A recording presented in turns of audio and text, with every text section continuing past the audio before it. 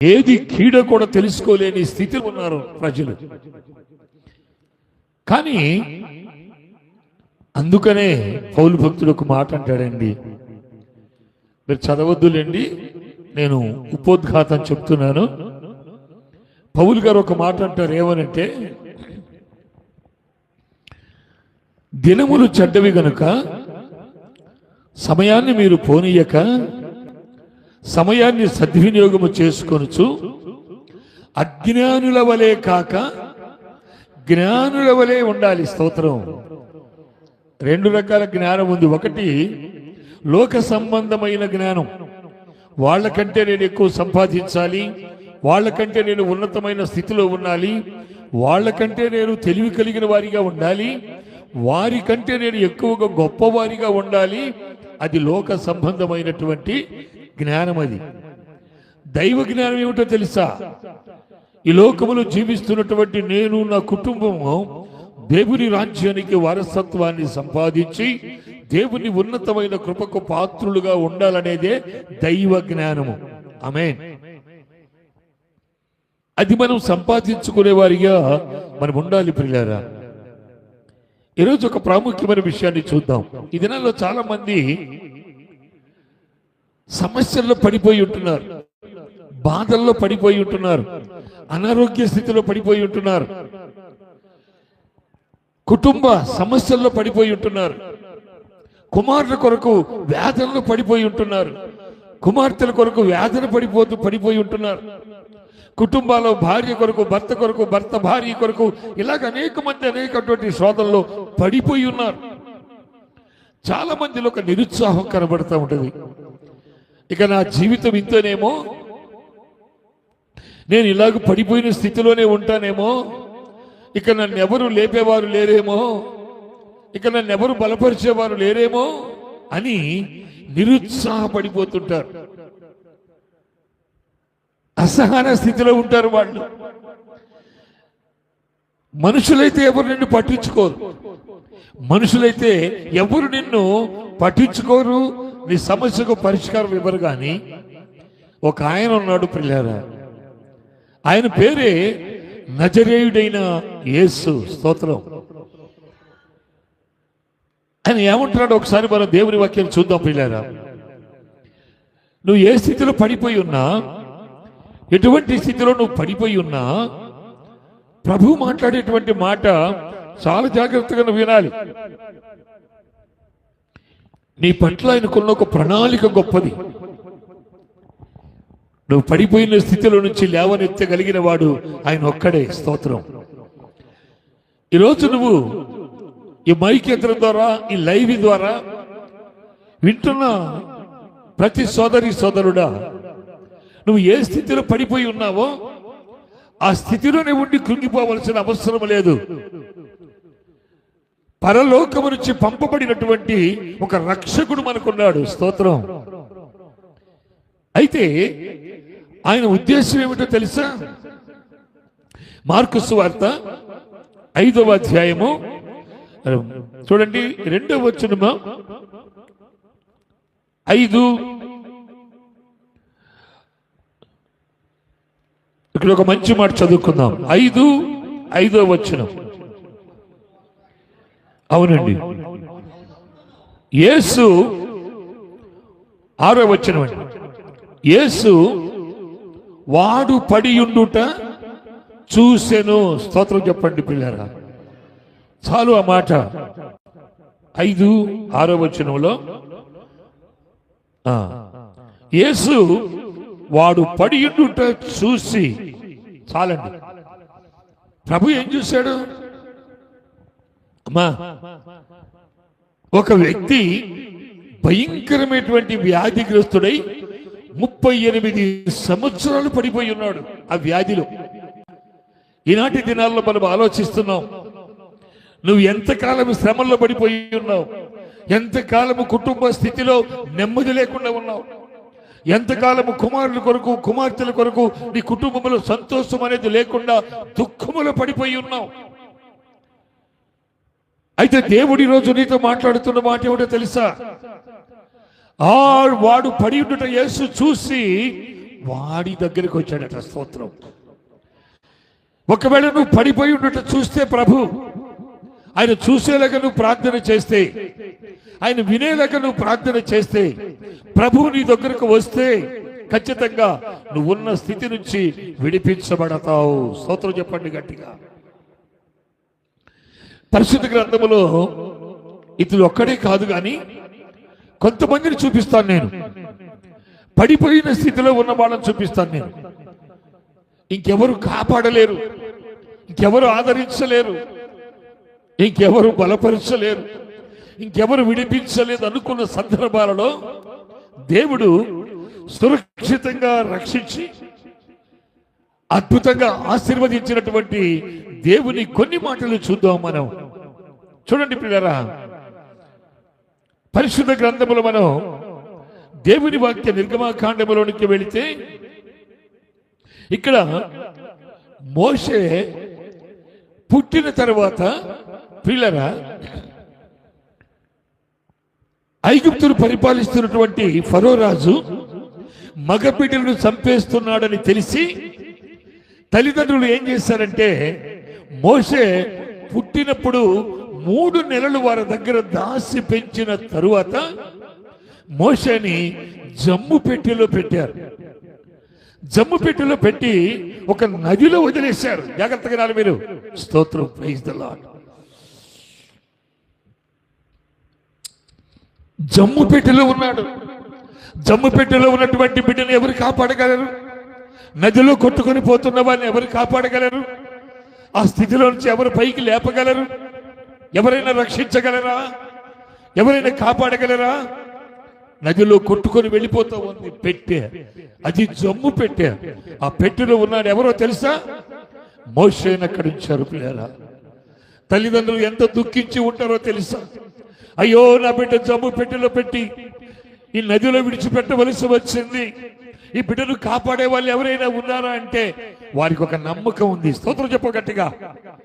ఏంటో నమ్మకం తెలుసా? నా దేవుడు ఖచ్చితంగా నా బిడ్డను రక్షిస్తాడు, కాపాడుతాడు, లేవనెత్తుతాడు, విడిపిస్తాడు. ఆమేన్. నీకు ఆ నమ్మకం ఉందా? నువ్వు అలాగా విశ్వాసం కలిగి ప్రార్థన చేస్తా ఉన్నావా? ఆలోచించు ఒకసారి. శ్రమలు వచ్చినా అలాగే ఉండిపోతావు, బాధలు వచ్చినా అలాగే ఎదుర్కొంటావు. నేనే ఎదుర్కొంటానని గొప్పగా నిలబడతావే తప్ప నాకంటూ ఒక రక్షకుడు ఉన్నాడు, నా దేవుడు నాకున్నాడు, నన్ను విడిపించడానికి, నన్ను రక్షించడానికి, నన్ను కాపాడడానికి పరలోకము నుండి మానవ రూపమును ధరించి మన మధ్యలోనికి వచ్చాడు కనుక ఆయన రక్షించగాడనే నమ్మకం నీకుందా? ఆ విశ్వాసం నీకుందా? మోషే కొట్టుకొని వెళ్ళిపోతా ఉంటే తన అక్క మిరియాము దూరంగా ఉండి గమనిస్తా ఉంది. ఏం చేయలేని నిస్సహాయ స్థితి, తల్లిదండ్రులు ఏమి చేయలేని నిస్సహాయ స్థితి. ఆ కొట్టుకొని వెళ్ళిపోతున్నటువంటి ఆ జమ్ము పెట్టెను దేవుడు ఎక్కడికి చేర్చాడో తెలుసా? ఏ రాజ్యాన్ని పరిపాలించిన రాజు అయితే మగబిడ్డలు ఇశ్రాయేలు ప్రజల్లో ఉండకూడదని శాసించాడో అతని కుమార్తె అయినటువంటి ఫరో కుమార్తె దగ్గరకు దేవుడు ఆ పెట్టెలో ఉన్న మోషేను అక్కడికి చేర్చాడు. చెప్పు స్తోత్రం. ఊహించారా? మోషే తల్లిదండ్రులు ఊహించారా? తన అక్క మిరియాం ఏమన్నా ఊహించిందా? ఆలోచించండి ప్రియులారా. నీ జీవితంలో కూడా నువ్వు ఊహించినటువంటి అద్భుతాలు దేవుడు చేయగలడు, ఆశ్చర్య కార్యాలు దేవుడు చేయగలడు. అట్టి విశ్వాసం నీకు ఉండాలి, అలాంటి నమ్మకం నీకు ఉండాలి, పట్టుదల కలిగిన ప్రార్థన జీవితం నీకు ఉండాలి ప్రియులారా. అప్పుడు మాత్రమే మనం ఖచ్చితంగా దేవుని కార్యాల్ని చూడగలుగుతాం. నేను ఒక చిన్న ప్రశ్న వేస్తాను మీకు. జమ్ము పెట్టెలో పెట్టిన మోషే జమ్ము పెట్టెలోనే ఉన్నాడా? చెప్పాలి మీరు. ఉన్నాడా? ఏమయ్యాడు తెలుసా మీకు? దేవునికి అతను కావాలి. మోషే ఒక్కడే కాదండి, నువ్వు కావాలి, నేను కావాలి, మనం కావాలి, సర్వలోకం అంతా ఆయన కావాలి. ఈ సర్వలోకము కోసమే ఆయన మానవ రూపమును ధరించి మన మధ్యలోనికి వచ్చి శ్రమలు అనుభవించి ప్రాణ అర్పించి 3వ దినమున లేచి తిరిగి మరలా మన కొరకు రానయ్యున్నాడు మన ప్రభు. చెప్పు స్తోత్రం. పిల్లరా, ఎప్పుడైతే రక్షించబడినాడో మోషే, ఆ తర్వాత మీకు క్లుప్తంగా చెప్పి ముందుకు వెళ్ళిపోతాను. నేను 40 సంవత్సరాలు రాజు కుమార్తె దగ్గర పోషించబడ్డాడు, పెంచబడ్డాడు. అతని స్థితి ఏమిటో తెలుసా? ముందు మోషే స్థితి ఏంటో తెలుసా మీకు? ఒక బానిసలకు పుట్టినటువంటి కుమారుడు. కానీ దేవుడు ప్రేమించాడు. దేవుడు అతనికి ఒక మంచి ఆశ్రయాన్ని కలిగిస్తూ రాజు కుమార్తె దగ్గరకు తీసుకుని వెళ్ళి 40 సంవత్సరములు అసాధ్యమైన విద్యలన్నీ కూడా నేర్చుకోగలిగాడు. స్తోత్రం. ఒక 40 సంవత్సరాలు అయిపోయింది. అక్కడి నుంచి మళ్ళీ మోషేని చాలా దూర ప్రాంతం తీసుకుని వెళ్ళాడు. జాగ్రత్తగా వినాలి. ఇత్రో ఉన్నటువంటి ప్రాంతానికి తీసుకుని వెళ్ళి అక్కడ వివాహము జరిపించి అక్కడి నుండి మళ్ళీ తిరిగి ఇశ్రాయేలు మధ్యకు నడిపించి 36 లక్షల మంది ఇశ్రాయేలీలను ఏకధాటిగా సముద్రము దాటించి ఆకాశము నుంచి మన్నాను దేవుని చేత కురిపింపమని ప్రార్థించి సముద్రాన్ని చీల్చి 36 లక్షల మందిని ఆ కాల్వలమును చక్కగా పాలు తేళ్లు ప్రవహించే దేశానికి నడిపించాడు. ఇప్పుడు స్తోత్రం చెప్పు. నీ స్థితి ఏంటి? ఏదో ఒక చిన్న సమస్య రాగానే, ఒక చిన్న ఇబ్బంది కలగగానే, కుటుంబ సమస్య కావచ్చు, భార్యాభర్తల మధ్య సమస్య కావచ్చు, నీ కుమారుల వల్ల సమస్య కావచ్చు, నీ కుమార్తెల వల్ల సమస్య కావచ్చు, నీ ఉన్న స్థలములో సమస్య కావచ్చు, కానీ దానికే నువ్వు భయపడి అమ్మో నేను చనిపోతానని ఏదో ఒక విధంగా కృంగిపోయి కృషించిపోయి నశించిపోయే స్థితిలో ఉండొద్దని దేవుడు చెప్తున్నాడు. ఆమేన్. ఈ దినములు నీ దేవుడు నీతో మాట్లాడుతున్న మాట. నువ్వు ఎక్కడ పడిపోయి ఉన్నావో ఆయన చూస్తున్నాడు. స్తోత్రం. ఏ స్థితిలో ఉన్నావో దేవుడు చూస్తున్నాడు. పడిపోయిన స్థితిలో నుంచి మళ్ళీ నిన్ను పైకి లేపగలిగిన వాడు నజరేయుడైన యేసు ఒక్కడే. ఆమేన్. ఆయన యందు నువ్వు నమ్మిక ఉంచగలిగితే చాలు. కీర్తనకారుడు అనుభవించి ఒక మాట అంటాడు, ఏమో తెలుసా? కీర్తన గ్రంథం 125వ అధ్యాయం 1వ వచనం అంటాడు ఆయన, యెహోవా యందు నమ్మిక ఉంచువారు, అక్కడ అర్థం చూడండి, కదలక నిత్యము నిలుసు సియోను కొండవలే వాళ్ళు ఉంటారండి. కదలకంటే శ్రమల్లో కదలక, ఇబ్బందుల్లో కదలక, చిక్కుల్లో కదలక, వచ్చినటువంటి సమస్యల్లో కదలక ఎలాగుంటారు వాళ్ళు? కొండలాగా నిలబడిపోతారు. దేవుని అండ లేకపోతే ఈ లోకంలో నీకు అండ కలిగే వాళ్ళు ఎవరు లేరు. ఉన్నటువంటి వాళ్ళందరూ నామకార్థస్తులే. నీ భార్య నీతో స్థిరకాలం నువ్వు ఉండవరకు ఉంటుందా? నీ భర్త నీతో ఉంటాడా? ఆలోచించండి పిల్లారా. ఏది స్థిరము కాదు, ఎవరు స్థిరము కాదు. పని నువ్వు కష్టపడి 60-70 సంవత్సరాలు సంపాదించిన ఆస్తి నీతో ఉంటుందా? నీతో వస్తుందా? చూసారా పిల్లలు? ఏది రాదండి, ఏది లేదు, ఏది శాశ్వతం కాదు. కానీ శాశ్వతమైనటువంటి వాడు ఒక్కడే, ఆయనే నజరేయుడైన యేసు. ఆయన ఒక్కడు మాత్రమే. ఆమేన్. నిన్ను విడిపించగలడు, నిన్ను రక్షించగలడు, నిన్ను నడిపించగలడు, నిన్ను పోషించగలడు. ఏదైతే నీకు అసాధ్యం అనుకుంటున్నావో దాన్ని సుసాధ్యము చేయగలిగిన సమర్థత కలిగిన వాడు నజరేయుడైన మన యేసు. స్తోత్రం చెప్పండి. ఇంకొక వ్యక్తిని చూపిస్తాను మీకు. పరిశుద్ధ గ్రంథములో మరొక వ్యక్తిని నేను చూపిస్తాను. చూడండి, పరిశుద్ధ గ్రంథములో ప్రియమైన దేవుని పిల్లారా, ఆది కాండము 23వ అధ్యాయము చూడండి. మీరు తీయండి, తర్వాత నేను చెప్తాను. ఇక్కడ చెప్తూ ఉంటాను. యోసేపు తన అన్నలు ఆయన మీద కోపించి కొట్టి గుంటలో నెట్టారట. ఎక్కడున్నాడు యోసేపు ఇప్పుడు? ఆలోచించాలి మీరు. నేను ఇంకా మీకు అర్థమయ్యేటట్టు చెప్తాను. గుంటలో పడి ఉన్నాడు. ఇప్పుడు మీకు అర్థమైపోద్ది. ఆయన జబ్బు పెట్టెలో ఉన్నాడు, ఈయన గుంటలో పడిపోయి ఉన్నాడు. ఎవరు కాపాడతారు? ఎవరు రక్షిస్తారు? అన్నదమ్ములందరూ చూస్తే శత్రువులైపోయారు. వారే ఆయన్ని చంపడానికి ప్రయత్నం చేస్తా ఉన్నారు. ఆస్తి కోసం కావచ్చు, లోకములో ఉన్నటువంటి దేనికోసమైనా కావచ్చేమో తెలియదు, కానీ ఏ విధము చేతైనా ఇతన్ని లేకుండా చేయాలని అతన్ని కొట్టి గుంటలో పెట్టేసి. ఆలోచించండి. మొట్టమొదటిగా మనం చదువుకున్న వాక్య భాగం ఏమిటో తెలుసా? యేసు వాడు పడియుండుట చూసి, యోసేపు గుంటలో పడియుండుట ఆయన చూశాడు. స్తోత్రం చెప్పండి గట్టిగా, హుషారుగా ఉండండి, చెప్ప స్తోత్రం గట్టిగా. గుంటలో పడి ఉండటం చూశాడు. శత్రువులకే ప్రేమ కలిగించాడు. గుర్తుపెట్టుకోండి ఈ విషయం.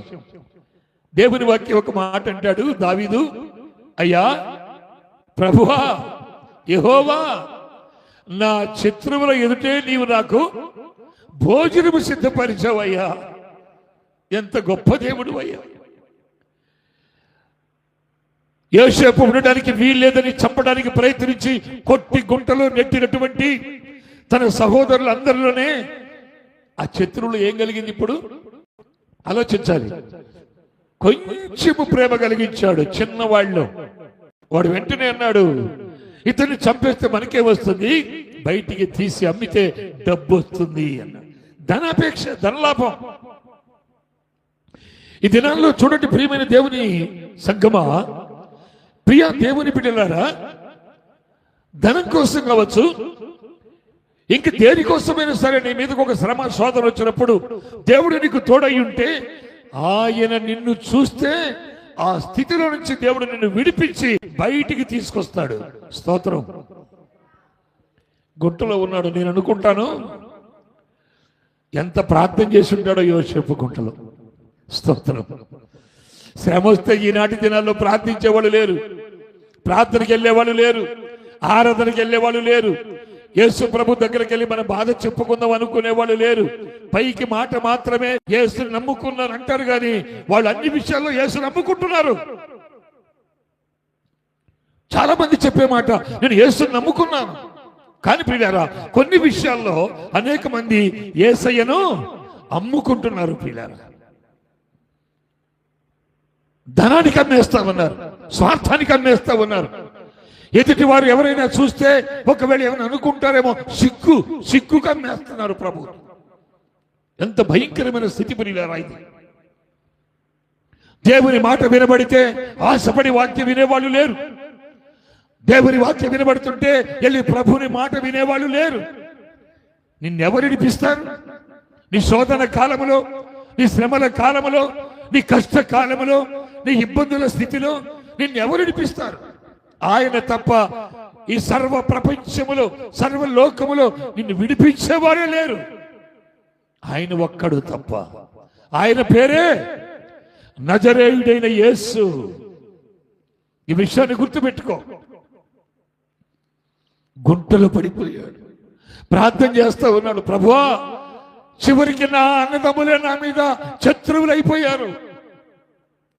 ఈనాడు తల్లిదండ్రులు పిల్లల మీద శత్రువులు అయిపోతున్నారు, పిల్లలే తల్లిదండ్రులకు శత్రువులు అయిపోతూ ఉన్నారు. పిల్లలు గమనించు జాగ్రత్తగా. ఏ కాలంలో ఉన్నాం? శోధన కాలంలో ఉన్నాం, శ్రమల కాలంలో ఉన్నాం, అపాయకరమైన కాలంలో ఉన్నారు. ఈనాడు ప్రజలు గుర్తించడం లేదు. వాళ్ళు గుర్తించాలి. అయ్యా నా అన్నదమ్ములకే నా మీద శత్రుత్వం వచ్చేసి, నేను ఏదైనా పొరపాటు చేశానంటే లేదే, నన్ను కొట్టి గుంటలో నెట్టారు ప్రభు అని ప్రార్థన చేస్తుంటే యేసు వాడు పడి ఉన్న చోటును చూశాడంట. స్తోత్రం చెప్పండి గట్టిగా.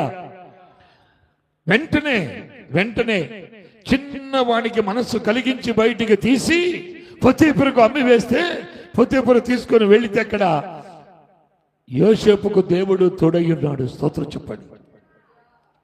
పిల్లరా, పడిపోయినటువంటి గుంటలో నుంచి పైకి లేపిన దేవుడు, ఎవరైతే శత్రువులుగా ఆయన కొట్టి గుంటలో నెట్టి అమ్మి వేసినటువంటి వారికి ఆకలికి ఆహారము లేకపోతే చివరికి మళ్ళీ తన దగ్గరికే దేవుడు రప్పించాడు. స్తోత్రం. ఎంత గొప్పవాడో తెలుసండి మన దేవుడు. పిల్లరా, అంతే, నువ్వు పడిన స్థితిలోనే నిన్ను ఉంచడు. స్తోత్రం. యోసేపు జమ్ముపెట్టులోనే ఉన్నాడా? సారీ, మోషే జమ్ముపెట్టులో ఉన్నాడా? చెప్పాలండి సమాధానం నాకు మీరు. మరి ఇప్పుడు యోసేపు గుంటలో ఉన్నాడా? ఉండడు. ఎందుకో తెలుసా? ఆయన ఉండనివ్వడు. స్తోత్రం. నువ్వు దుఃఖంలో ఉన్నావా, వ్యాధంలో ఉన్నావా, సమస్యల్లో ఉన్నావా, లేకపోతే వ్యాధి బాధలతో కొట్టుమిట్టాడుతున్నావా, ఆకలి సమస్యతో ఉన్నావా, కుటుంబంలో నెమ్మది లేని స్థితిలో ఉన్నావా, నీ కుటుంబంలో ఏమాత్రము సంతోషము లేని స్థితిలో నువ్వు ఉన్నావా, దేవుడు నిన్ను అక్కడ ఉంచడు. స్తోత్రం. బయటికి తీసుకొని వస్తాడు నిన్ను. ఆయన బయటికి తీసుకొస్తాడు నిన్ను. ఆయన ఉద్దేశమే అది, ఆయన ప్రణాళికే అది. పిల్లరా, అందుకే ఆగరు ఆయనకు ఒక పేరు పెట్టింది, చూచుచున్న దేవుడవయ్యా నన్ను చూసినావు. ఎక్కడంట? యోసేపును చూసిన దేవుడు, మోషేను చూసిన దేవుడు. అందుకే ఆయన పేరే కళ్ళు మూసుకుని ఉండేవాడు కాదు. ఇశ్రాయేలుల దేవుడు కునుకడు, నిద్రపోడు, చూస్తూ ఉంటాడు. ఏ గుంటలో ఉన్నావు, ఏ శ్రమలో ఉన్నావు, ఏ శోధనలో ఉన్నావు, ఏ కష్టములో ఉన్నావు, ఏ ఇబ్బందిలో ఉన్నావు, నీ కుటుంబం ఏ స్థితిలో ఉంది, నీ జీవితం ఏ స్థితిలో ఉంది, నువ్వు ఎలా ఉన్నావు ఆయన చూస్తూనే ఉంటాడు. కానీ నువ్వు పిలవాలి. స్తోత్రం. నువ్వు ప్రార్థన చెయ్యాలి. ఆ నమ్మకం నీలో ఉండాలి, ఆ పట్టుదల నీలో ఉండాలి. అన్నిటికంటే ప్రాముఖ్యమైన సమయం దేవునికి ఇవ్వాలి. స్తోత్రం చెప్పండి. ఈ లోకంలో మనుషులు, మానవులు అందరూ అన్నిటికీ సమయం ఇచ్చేస్తున్నారు. వండుకోవటానికి, తినటానికి, సంపాదించడానికి, దాచుకోవడానికి, అన్నిటికీ సమయం. కానీ పిల్లరా, దేవుని సన్నిధికి మాత్రం సమయం ఇవ్వడం లేదండి. ఎంత బాధాకరమండి. నిన్ను ఎలా ఇడిపిస్తాడు దేవుడు? నీ దుఃఖము ఎలా సమాప్తం చేస్తాడు? నీ సమస్య నుండి ఎలా ఇడిపిస్తాడు? నీ కష్టము నుంచి నేను ఎలా విడిపిస్తాడు? నీ బాధల నుంచి, నీ ఇబ్బందుల నుంచి దేవుడు నిన్ను ఎలా ఇడిపిస్తాడు? నువ్వు సుఖంగా ఉండాలి. నువ్వు సుఖంగా ఉండాలి. నొప్పులు ఉండకూడదు, కూర్చుంటే నొప్పి ఉండకూడదు, నడిస్తే నొప్పి ఉండకూడదు, ఇంట్లో పడుకుంటే పరుపు కూడా మెత్తగా ఉండాలి. నొప్పంటూ నీకు ఉండకూడదు. దాన్ని ఏమన్నాడో తెలుసా? పరిశుద్ధ గ్రంథంలో సుఖానుసారమైన భక్తి అంటే ఏంటి చెప్పండి? సుఖం, సుఖము. నీ సుఖము ఇక్కడ ఒకవేళ నువ్వు సుఖపడుతున్నావేమో, ఒకనొక రోజు దేవుని నమ్ముకోకపోతే, రక్షింపబడకపోతే, దేవుని కృప నీకు లేకపోతే, నువ్వు మరణించిన తరువాత నరకానికి వెళ్ళినప్పుడు అక్కడ నీ సుఖం కంటికే కనపడదు, చెవి కూడా నీకు వినపడదు. యేసు ప్రభువు ఒక మాట అంటాడు, ఇతడు వస్త్రాలు లేకుండా వచ్చి ఇందులో కూర్చున్నాడు, ఇతన్ని తీసి ఆ గాఢంధకరలో పడేయండి. అక్కడ ఏముంటుందో తెలుసా? పళ్ళు కొరకటం. ఏముంటుందండి అక్కడ? చీకటి, కటిక చీకటి. పడేయి బిళంలో, బిళం పడేయి చీకటి. ఇంకక్కడ ఏ సుఖపడతావు? మెత్తని పరుపులు ఉన్నాయా అక్కడ? ఏమండి, ఆనందకరమైన జీవితం ఉంటుందా? సంతోషం అనేది కనబడుతుందా? నీకు నెమ్మది ఉండదు, అగ్ని ఆరిపోదు, పురుగు చావదు. కానీ భూలోకములో ఉన్నప్పుడే దేవుని చేత నువ్వు ప్రేమించబడితే, దేవుని చేత నువ్వు రక్షించబడితే, దేవుని కృపకు నువ్వు పాత్రులుగా జీవిస్తే, నీవు పడి ఉన్న స్థితిలో నుంచి దేవుడు నిన్ను పైకి లేవనెత్తుతాడు. స్తోత్రం చెప్పండి గట్టిగా. మనం ముగ్గురు చూసాం. ఒక ఆయనేమో 38 సంవత్సరాలు జబ్బులో పడి ఉన్నాడు. ఆ కోనేటి ఒడినే పడి ఉన్నాడు. చాలా మంది వస్తున్నారు, పోతున్నారు, చూస్తున్నారు. అతను రక్షించే వాళ్ళు ఎవరు లేరు, అతన్ని కాపాడే వాళ్ళు ఎవరు లేరు, ఓదార్చే వాళ్ళు ఎవరు లేరు. యేసు ప్రభు ఆయన దగ్గరకు వెళ్ళాడు, అతన్ని చూశాడు, అతను దగ్గరకు వెళ్ళి అతన్ని విడిపించాడు. దేవునికి స్తోత్రం. రెండవదిగా జమ్ము పెట్టెలో ఉన్నటువంటి మోషే ఇక్కడ ఆ జమ్ము పెట్టెలో పెట్టి మిరియామును అక్కడ ఉంచి తల్లిదండ్రులు దేవుని దగ్గర మొరపెడతా ఉన్నారు. ప్రభువా, నువ్వు కుమారునిచ్చావు, జమ్ము పెట్టెలో పెట్టావు, ఆ భద్రత నీదే, ఆ కాపుదల నీదే. నేను ఈనాడు తల్లిదండ్రులకు ఒక ప్రశ్న అడుగుతున్నాను. మీ పిల్లల కోసం ప్రభువా నాకు ఇచ్చినటువంటి కుమార్తెలు గాని కుమారులు గాని వీళ్ళ బాధ్యత నీకు అప్పగిస్తున్నాను ప్రభువా, వాళ్ళని జాగ్రత్త చూసే బాధ్యత నీదేనయ్యా, తప్ప మా వల్ల కాదని ప్రార్థించే తల్లిదండ్రులు ఈ దినాల్లో ఉన్నారా? చూడండి, వాళ్ళ కోసం ఎంతైనా కష్టపడతావు, ఎంతైనా శ్రమ పడతావు, ఎంతైనా అప్పులు చేస్తావు, ఎన్నో తిప్పలు పడతావు, ఎన్నో విధాలుగా చదివిస్తావు, కానీ వాళ్ళ కోసం ప్రార్థించే తల్లిదండ్రులు ఉన్నారా అంటే ఈనాడు కనబడడం లేదు. పిల్లలు వాళ్ళు చక్కగా చదివించి అప్పు చేసి ఎక్కడో తిప్పలు పడి చదివిస్తే వారు ఉన్నతమైన చదువులకు వెళ్ళిన తర్వాత వారి జీవితాల్లో చెడిపోయిన జీవితాలు కనబడుతున్నాయి. కారణం ఎవరంటే నువ్వే, తల్లిదండ్రులే కారణం. చిన్నప్పటి నుంచి వాళ్ళ భక్తిలో పెంచలేదు, చిన్నప్పటి నుంచి వాళ్ళ క్రమశిక్షణలో పెంచలేదు, చిన్నప్పటి నుంచి వాళ్ళు దేవుని వాక్యం నేర్పలేదు, చిన్నప్పటి నుంచి వారు దేవుని దగ్గర కూర్చొని ప్రార్థించడం ఆ తల్లిదండ్రులు వారికి నేర్పలేదు. ఆ తప్పు ఎవరిది? నేనేమంటానంటే ప్రియులారా, చాలా మంది ఏమంటారంటే రే నువ్వు మంచోడి కాదు, నువ్వు మంచిది అంటారు, కానీ అది తప్పు. మీ తల్లిదండ్రులు మంచివారు కాదు, మీకు నేర్పలేదు, బుద్ధి జ్ఞానము దేవుని వాక్యము ప్రార్థన నేర్పలేదు, వారు మంచోళ్ళు కాదు. అనగలగాలి. ఎవరు రక్షించారండి? ఆలోచించండి. జమ్ముపేటలో ఉన్నటువంటి మోషేని తల్లిదండ్రుల ప్రార్థన రక్షించింది. స్తోత్రం చెప్ప గట్టిగా. గుంటలో పడి ఉన్న యోసేపుని ఎవరి ప్రార్థన తెలుసా? తన తండ్రి అయిన యాకోబు ప్రార్థన కాపాడింది. స్తోత్రం.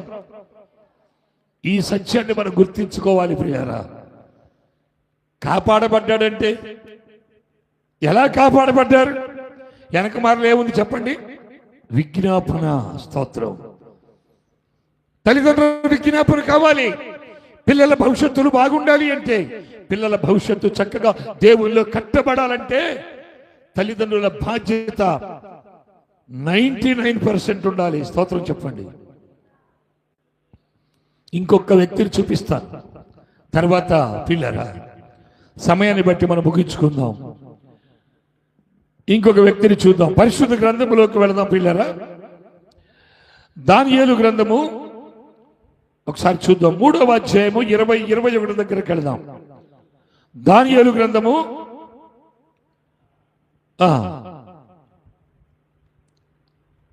చూడండి ఒకసారి మనం చూద్దాం. అక్కడ 3వ అధ్యాయము 20-21 చూస్తే అక్కడ ఏముందో తెలుసా పిల్లరా? షడ్రకు మేషకు అబేద్నెగోను తన తల్లిదండ్రులు ప్రార్థనలో పెంచారు. బానిసలుగా తీసుకొని వెళ్ళబడిన వాళ్ళలో ఉన్నటువంటి ఆ బీజం, ఆ దేవుని వాక్యం, ఆ దేవుని నడిపింపు మరి మర్చిపోలేదు. రాజుని ఎదిరించారు వాళ్ళు. దేవుని శక్తి గొప్పదా, రాజు శక్తి గొప్పదా చెప్పండి మీరు? రాజు ఒకవేళ ఆ రాజ్యానికి రాజు కావచ్చు, కానీ రాజాతి రాజు సర్వలోకానికి రాజు. ఆయన వాళ్ళ ధైర్యం అది, వాళ్ళ నిబ్బరం అది. రాజును ఎదిరించి నువ్వు చెప్పిన మాట మేము వినమన్నారు. అంతే, మేము వినం. మా దేవుని మాట మేము వింటాం, వాక్యానుసారంగా జీవిస్తాం, మేము వాక్యానుసారంగా బ్రతుకుతాం. అలాగైతే మిమ్మల్ని ఇప్పుడే ఈ అగ్నిలో 7 అంతలు చేసి అగ్నిగుండంలో వేస్తావంటే వాళ్ళు ఏమన్నారు తెలుసా? నువ్వు ఒకవేళ అగ్నిగుండంలో వేస్తే మమ్మల్ని రక్షించగలిగిన సమర్థుడు మాకు ఉన్నాడు. స్తోత్రం చెప్ప గట్టిగా. ఉన్నాడు మాకు. ఆయనకు భయపడతాము కానీ, ఆయన మాటకు విలువిస్తాము కానీ, ఆయన మార్గం నడుస్తాము కానీ, నువ్వు చెప్పినటువంటి దేవునికి విరుద్ధమైన పని నేను చెయ్యం. రాజుకు కోపం వచ్చేసి అయితే బంట్రోతులు పిలిచాడు. అగ్ని 7 అంతలుగా అగ్నిగుండాన్ని మండించమన్నాడు. మండుతూ ఉండగా షడ్రకు మేషకు అబేద్నెగోని కాళ్ళు చేతులు కట్టి ఎక్కడేశారు? అగ్నిగుండంలో వేశారు. జాగ్రత్తగా అన్న మాటలు మీరు. వారు ముగ్గురు అగ్నిగుండంలోనే ఉన్నారా? ఆలోచించాల్సిన మాటలు ఉన్నారా? అదేంటి, అగ్నిగుండంలో 7 అంతలు చేసి అగ్నిలో చేస్తే వాళ్ళు అగ్నిగుండంలో కాలిపోయి బూడిదైపోవాలి కదా. వాళ్ళు ఆడే ఉన్నారా? లేరు. ఎందుకో తెలుసా? వాళ్ళు చేసిన ప్రార్థన విశ్వాసపూరితమైంది. ఒకవేళ మేము చనిపోయినా పర్వాలేదు కానీ మమ్మల్ని విడిపించి రక్షించగలిగిన సమర్థుడైన దేవుడు మాకున్నాడు అన్నాడు. ఆ మాటలో ఉన్న విశ్వాసం, వారు చేసిన ప్రార్థన బట్టి ప్రభు వాళ్ళని అగ్నిగుండములో నుండి బయటికి తీసుకొని వచ్చాడు. దేవునికి స్తోత్రం. నీ సమస్యల నుంచి బయటికి నిన్ను తీసుకురాలేడా? నీ ఇబ్బందుల నుంచి దేవుడు బయటికి నిన్ను తీసుకురాలేడా? నీ రోగముల నుంచి నిన్ను విడిపించి తీసుకురాలేడా? నీ కష్టాల నుంచి విడిపించి బయటికి తీసుకొని రాలేడా? నీ కాళ్ళు నొప్పులు, తల నొప్పులు, ఒళ్ళు నొప్పులు, చిన్న చిన్న ఓటికి సైతాను చేతికి చిక్కిపోతావా? నిన్ను బయటికి తీసుకొని రాలేడా? రాగలడు. కానీ ఎందుకు రాలేకపోతున్నావో తెలుసా?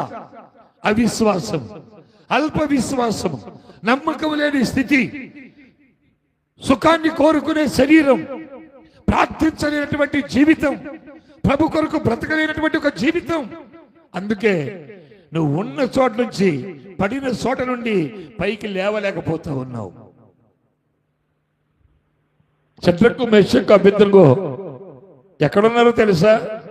అగ్నిగుండములో ఉండగా దేవుడు వారిని మళ్ళీ బయటికి నడిపిస్తే రాజు రాజ్యమంతా ఆశ్చర్యపోయారు.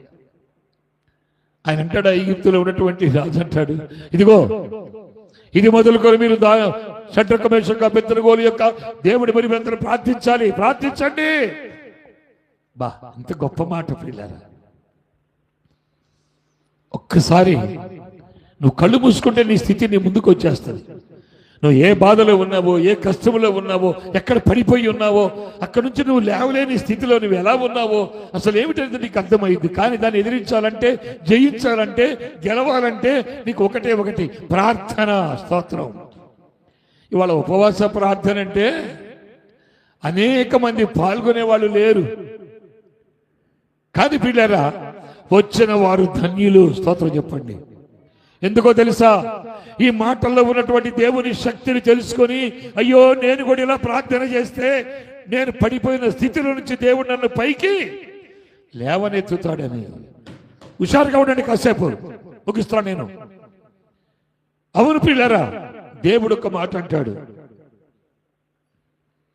నువ్వు పడిపోయి ఉన్న చోటుని, స్థితిని నేను చూశాను. స్తోత్రం. అమ్మా, మనకి ఎన్ని కళ్ళు ఉన్నాయి చెప్పండి మీరు? సర్వలోకంలో మనుషులందరికి ఎన్ని కళ్ళు ఉంటాయి? 2 ఉంటాయి. ఆయనకి ఎన్ని ఉన్నాయో తెలుసా? జకర్యా గ్రంథములో చెబుతున్నాడు, 7 నేత్రములు కలిగిన వాడు. ప్రకటన గ్రంథములో సెలవిస్తా ఉన్నాడు, 7 నేత్రములు కలిగిన వాడు ఆయన. స్తోత్రం. సమస్తాన్ని చూడగలిగిన వాడు. ఎవరికి ఏ బాధ ఉందో, ఎవరికి ఏ సమస్య ఉందో, ఎవరు ఏ స్థితిలో పడిపోయి ఉన్నారో, ఎవరు లేవలేకుండా ఉన్నారో అన్ని చూస్తున్నాడు. కానీ దగ్గరకు రావలేకపోవడానికి కారణం నువ్వు పిలవడం లేదు. ప్రార్థన చేసి పిలవాలి ప్రభువుని. ప్రార్థన ద్వారా ఆయన నీ దగ్గరికి పిలుచుకోవాలి.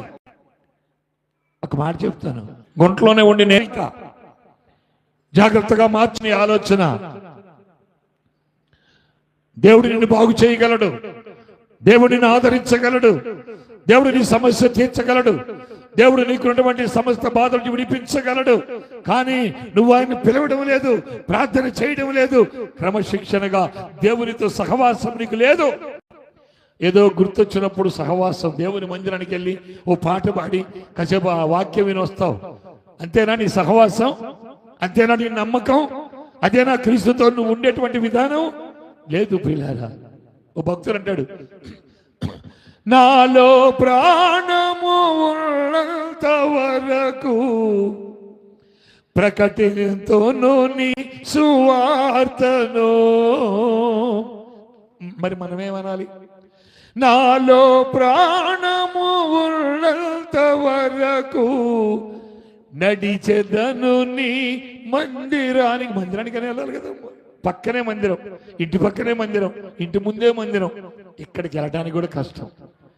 ఎక్కడైనా ఒకవేళ రికార్డు డ్యాన్స్ జరుగుతుంది ఊళ్ళో అంటే ఇసుకెత్తే రాలరు జనం. ఎందుకో తెలుసా?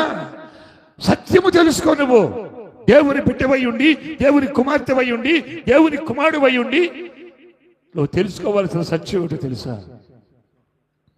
ఈ లోకములో నెక్స్ట్ పరలోకములో తోడుగా ఉండేది ఒకే ఒక్క ఆయన. ఆయన పేరే నజరేయుడైన యేసు. గుర్తుపెట్టుకో. నిన్ను విడిపించగలడు, నిన్ను తప్పించగలడు, నిన్ను రక్షించగలడు. ఒక మాట వాక్యంలో చదువుకుందాం. 91వ కీర్తనలో 12-13 వచనాల దగ్గర ఒక మాట ఉందండి. దేవదూతలు తమ చేతుల మీద నిన్ను చెప్పండి ఎత్తి పట్టుకుందురు. స్తోత్రం, హల్లెలూయా. ఎంత చక్కని మాట అండి. ఎప్పుడో తెలుసా? అతడు నన్ను ప్రేమించుచున్నాడు గనుక ప్రేమించాలి. నువ్వు క్రమశిక్షణ కలిగి దేవుని మందిరానికి వెళ్ళాలి. దేవుడు తప్ప నాకు సర్వములో ఏది లేదు లోకములు అనేటువంటి ఒక నిశ్చిత నీలో ఉండాలి. అప్పుడు మాత్రమే దేవుడు ఖచ్చితమైనటువంటి నీ హృదయాంతరంగాన్ని ఎరిగిన దేవుడు నీ ప్రార్థన ఆలకించి నీ పిలుపును విని నీ దగ్గరకు వచ్చి నువ్వు పడి ఉన్న స్థలముల నుండి నిన్ను దేవుడు పైకి లేవనెత్తుతాడు. స్తోత్రం. ఈరోజు పిల్లరా, మనం చేయాల్సిన పని అదేనా? ఆలోచించండి. ఒక్క నిమిషం మనం ఆలోచిద్దాం ప్రియులారా. నువ్వు ఏ స్థితిలో ఉన్నావు? నువ్వు ఎక్కడ పడిపోయి ఉన్నావు? రెండవ భాగంలో మరి కొంతమంది చూపిస్తాను నేను. పడిపోయిన వాళ్ళని, లేవలేని వాళ్ళని, వారి జీవితాల మీద వారికి విరక్తి కలిగిన వారిని చూపిస్తాను పరిశుద్ధ గ్రంథంలో. కానీ అట్టి వారందరినీ దేవుడు విడిచిపెట్టలేదు. స్తోత్రం. నిన్ను విడిచిపెట్టడు, నన్ను విడిచిపెట్టడు. ఈ లోకంలో ఉన్నటువంటి ఎవరు పిలిచినా అందరి పిలుపు ఆయన వింటాడు, అందరి పిలిపింటాడు. ఇంకొక విషయం జ్ఞాపకం చేయనా? ఇప్పుడు ఎన్ని చెప్పారు మీకు నేను? 38 సంవత్సరాలు రోగములో పడిపోయి ఉన్న వ్యక్తిని దేవుడు రక్షించాడా లేదా? విడిపించాడా లేదా? చెప్పండి మీరు. మోషే జమ్ము పెట్టెలో ఉన్నాడు, ప్రాణాపాయ స్థితిలో ఉంటే దేవుడు రక్షించాడా లేదా?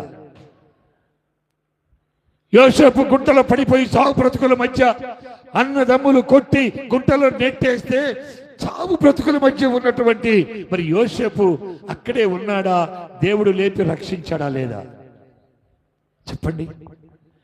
షడ్రకు మేషకు అబేద్నెగోలను అగ్నిగుండములో పడవేస్తే అగ్నిగుండములోనే వారు కాలిపోయారా? బయటికి రాలేదా? ఏ శ్రమలు, అగ్ని లాంటి శ్రమలు, కష్టాలు నిన్ను హింస పెడుతున్నా నువ్వు భయపడవలసిన అవసరం లేదు. ఎందుకు? దేవుడు నాడు మనకు.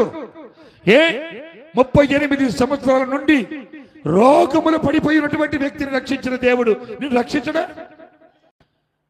అలాగనే జమ్ము పెట్టెలో ఉన్నటువంటి మోషేని రక్షించిన దేవుడు నిన్ను రక్షించడా? గుంటలో చనిపోబోతున్నటువంటి యోసేపును బయటికి తీసి కాపాడిన దేవుడు నిన్ను కాపాడడా?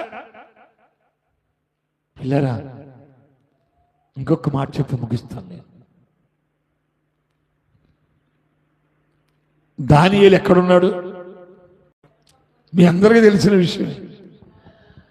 అమ్మా, సింహాల గుహలో ఉన్నాడు. బోను వేరు, గుహ వేరు. గుర్తుపెట్టుకోండి. బోన్ అంటేనేమో సింహాన్ని పట్టేది బోను, గుహ అంటేనేమో ఇవి నివసించే స్థలము గుహ. ఆ గుహ తీసుకుని వెళ్ళి దానియేలు రాజు మాట వినలేదని తీసుకుని వెళ్ళి ఆ సింహాల గుహలో పడవేస్తే ఆయన ఎవరు కాపాడారు? నేను మిమ్మల్ని అడుగుతున్నాను. పడేయంగానే వచ్చి దేవుడు కాపాడా? ఆలోచించు. ఆయన చరిత్ర మనం చూస్తే రోజుకు 3 సార్లు ప్రార్థన చేసేవాడు. ఉదయము, మధ్యాహ్నము, రాత్రి రోజుకు 3 సార్లు ప్రార్థన చేసేవాడు. ఆ ప్రార్థన ద్వారాగా దేవుడు ఆయన విడిపించాడు. చప్పట్లు కొట్టి దేవుని మహిమపరచు. స్తోత్రం. ఆలోచించండి ప్రియులారా, ఆలోచించండి. సరే, గుహలో వేశారు కదా, దానియేలు గుహలోనే ఉన్నాడా? చెప్పాలి మీరు. దేవుడట సింహపు నోళ్లను మూయించి, అతడు నా భక్తుడు, అతను ముట్టుకోవడానికి మీకు అధికారము నేను ఇవ్వడం లేదు. అనగానే దేనంతది చక్కగా ఆయనకు ఎదురుగా 2 చేతులు కట్టుకొని చూస్తూ ఉన్నాయని ప్రార్థన చేస్తూ ఉంటే వింటా ఉన్నాయి. ఆ స్థితిలో దేవుడు దానియేలు ప్రార్థన ఆలకించినప్పుడు నువ్వున్న స్థితిలో ప్రార్థన చేస్తే దేవుడు ఆలకించడా? మరి నువ్వు ఎందుకు చెయ్యవు? సాతానునికి చెబుతుంది, ఇంకేం చేస్తావులే, పోరాడినంత కాలం లోకంలో పోరాడుతున్నావు, ఎన్నో కష్టాలు పడ్డావు, ఎన్నో శ్రమలు పడ్డావు, ఎన్నో ఇబ్బందులు పడ్డావు, చిన్న పిల్లలందరినీ పెంచి పెద్ద చేశావు, అప్పులు చేశావు, తిప్పలు పడ్డావు, పెళ్లిళ్ళు చేశావు, మనవ సంతానాన్ని కన్నావు, ఇంకా ఏం చేస్తావులే ప్రార్థన, ఏదో ఉంటే కొన్నంతనాలు అలాగుండి పోతే పోద్ది అనుకుంటారు. నీ జీవితం చాలా విలువైంది ప్రియులారా, స్తోత్రం చెప్పు. చాలా విలువైంది. నువ్వెక్కడ నిరుత్సాహపడద్దు, ఎక్కడ నువ్వు సన్నగిలిపోవద్దు. బ్రతికిన కాలం అంతా యేసయ్య కొరకే ఎదురు చూస్తూ ప్రార్థన చేసి ప్రభుని పిలువు. నీ దగ్గరకు వస్తాడు, నిన్ను విడిపిస్తాడు, నిన్ను రక్షిస్తాడు, నీ శోధన నుంచి తొలగించి నీకు ఉన్నతమైన మంచి కృప ఆశీర్వాదాన్ని ప్రభు నీకు ఇస్తాడు. ప్రార్థన చేసుకుందాం. కృపా కనికరం కలిగిన తండ్రి, పరిశుద్ధుడైన మా దేవానికి స్తోత్రం. ఈ 2వ రోజు ఉదయకాలంలో ప్రభా మీరు మాతో మాట్లాడిన మీ మాటలను బట్టి నీకు స్తోత్రాలు తండ్రి. ఈ సర్వలోకములో ఉన్న మనుష్యులు ఏ స్థితిలో ఉన్నా, ఏ బాధలో ఉన్నా, ఏ కష్టములో ఉన్నా, ఏ పరిస్థితిలో ఉన్నా ప్రభువా మీరు విడిచిపెట్టేవారు కాదు నాయన. వారు ప్రార్థించగలిగితే, వారు నమ్మకం ఉంచగలిగితే, వారు విశ్వాసముతో నీకు ప్రార్థన చేస్తే వారు పడిన ఏ స్థితిలో నుంచి అయినా వారిని పైకి లేవనెత్తగలుగుతావు తండ్రి. గొప్ప దేవుడా, ఈ దినమున తండ్రి మైక్ యంత్రము ద్వారా వింటున్న ప్రజలను అయ్యా, లైవ్ ద్వారాగా వింటూ చూస్తున్న ప్రజలను మీరు దర్శించండి నాయన. ఎవరెవరు ఏ స్థితిలో పడిపోయి ఉన్నారో, ఎవరెవరు ఏ స్థితిలో ఉన్నారో, ఎవరెవరు ఏ ఇబ్బందులు కష్టాలు శ్రమల్లో ఉన్నారో ఒక్కసారి మీరు దర్శించమని ప్రార్థిస్తున్నాను. వారితో మీరు మాట్లాడమని ప్రార్థిస్తున్నాను ప్రభువ. అట్టి వారందరూ మేల్కొల్పబడిన వారై ఆత్మ పూర్ణులై నీ సన్నిధి మోకరించి ప్రభువా నీకు ప్రార్థించి నీ ద్వారా విడుదల పొందు వారిగా చేయండి నాయన. కృపలో మీరు జ్ఞాపకం చేసుకొని మా ముందున్నటువంటి సమయం అంతా కూడా మీరు మమ్మల్ని బలపరుస్తూ అనేక మంది ప్రజలతో మీరు మాట్లాడుతూ నాయన ప్రతి కుటుంబాన్ని, ప్రతి వ్యక్తిని కూడా ప్రభువా మీరు రక్షించి కృపలో మీరు జ్ఞాపకం చేసుకోమని యేసయ్య పరిశుద్ధ నామములో ప్రార్థించి అడిగి వేడుకుంటున్నాను పరమ తండ్రి. ఆమేన్.